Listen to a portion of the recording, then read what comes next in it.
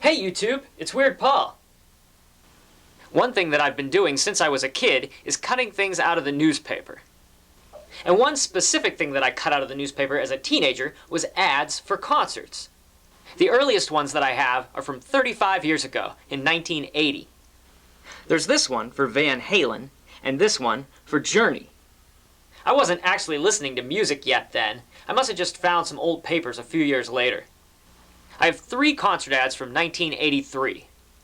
There's Def Leppard with special guest star Crocus and added guest star Gary Moore. Another one was Twisted Sister and Queensryche on October 27th.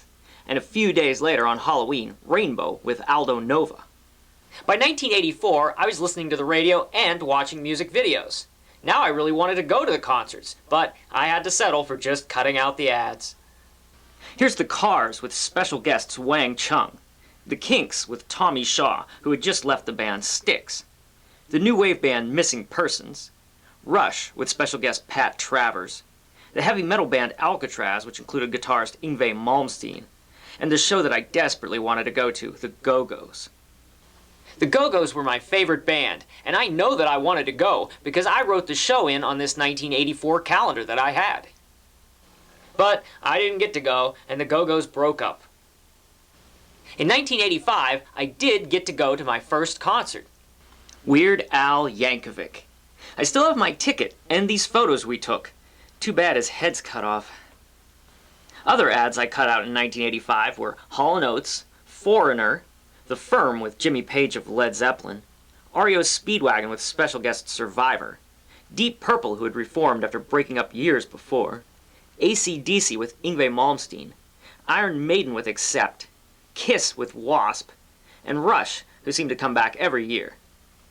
Aside from Weird Al, I still hadn't gotten to attend any other concerts. So in 1986, when I knew that a band was playing that I really wanted to see, like Quiet Riot, my sisters and I would put on one of their albums while looking at a picture of them and screaming like we were at the show. We had good imaginations, but I don't think my parents appreciated it very much. Other ads that I cut out in 1986 were Ozzy Osbourne with Metallica, Twisted Sister with Dokken, Black Sabbath with Wasp, Dio with Accept, and Alice Cooper with Kiss guitarist Vinnie Vincent. Alice Cooper was actually back by popular demand just a few months later in 1987, only this time he was touring with Megadeth. Rush were also back with Tommy Shaw, and Iron Maiden was back with Yngwie Malmsteen. Here's an ad for the Christian heavy metal band Stryper, and for the punk rock band, the Ramones. I didn't see the Ramones then, but I saw them the next year in 1988 when they came back.